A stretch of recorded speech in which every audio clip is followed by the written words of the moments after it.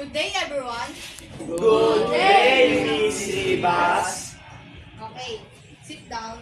Thank you.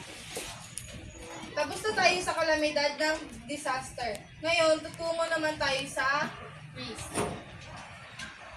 Ano nga ba ang risk? Okay, Hazel.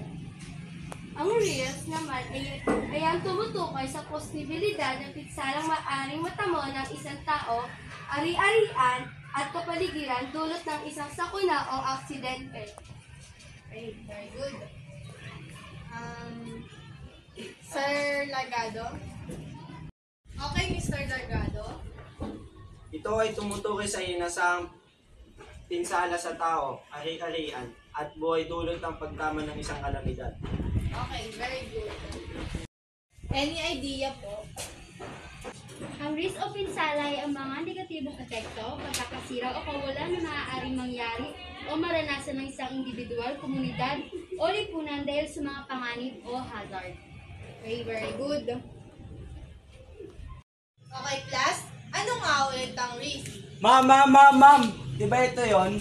Treat me like what's easy, don't get me dirty. Level up. La, di ba risk yan? Treat me like what's easy, don't get